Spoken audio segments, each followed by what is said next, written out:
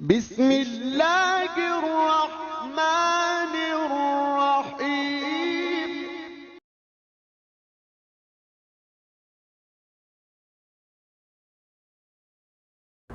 بسم اللہ الرحمن الرحیم۔ السلام علیکم، ڈاکٹر شیراز منور۔ آج ہم بات کریں گے کانسٹیپیشن مینز قبض، کہ قبض کیا ہے۔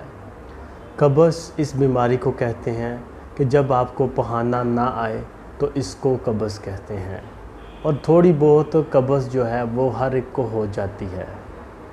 اگر آپ کو بہت سخت قسم کی سویر قسم کی قبض ہو، مطلب جو آپ کے کام اور آپ کے ڈے ٹو ڈے کی ایکٹیویٹیز پر ایفیکٹ کرے یا اس پر نظر انداز ہو، تو اس کا مطلب ہے کہ آپ کو قبض ہے، تو آپ کو فوری طور پر اس کا علاج کروانا چاہیے۔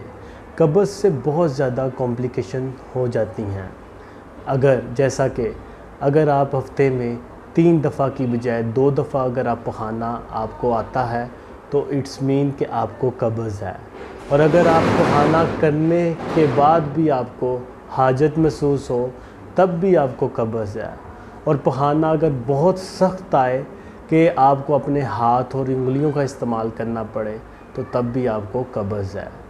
یہ جو ہے، یہ قبض کے بارے میں نے مختصر سا آپ کو بتایا ہے کہ قبض کیا ہے اور اس کی کمپلیکیشنز کیا ہیں، اس کے اوپر بھی ہم بات کریں گے، لیکن میرا جو ہے نا مختصر بتانا وہ یہی تھا کہ قبض ہم کسے کہتے ہیں۔ اب ہم کازز کی بات کرتے ہیں، کازز آف کانسٹیپیشن، کہ یہ کن وجوہات کی وجہ سے یہ قبض کا مسئلہ شروع ہوتا ہے۔ سب سے پہلے تو ڈی ہائیڈریشن، جب آپ کو بہت زیادہ پانی کی کمی ہو جائے تب یہ بیماری لگ سکتی ہے۔ فائبر ڈیفیشنسی، جب آپ پھلوں اور سبزیوں کا استعمال بہت کم کرتے ہیں تب آپ کو اس کا سامنا کرنا پڑ سکتا ہے۔ ڈپریشن اینڈ انزائٹی، بہت زیادہ پریشان رہنا، بہت زیادہ جو ہے ٹینس رہنا، اور اس وجہ سے بھی اس کا سامنا کرنا پڑ سکتا ہے، آپ کو قبض کا سامنا کرنا پڑ سکتا ہے۔ اور جو لوگ بہت زیادہ پین کلرز لیتے ہیں یا ڈپریشن کی میڈیسن لیتے ہیں یا انزائٹی کی میڈیسنز لیتے ہیں تو ان لوگوں کو بھی قبض ہو جاتی ہے۔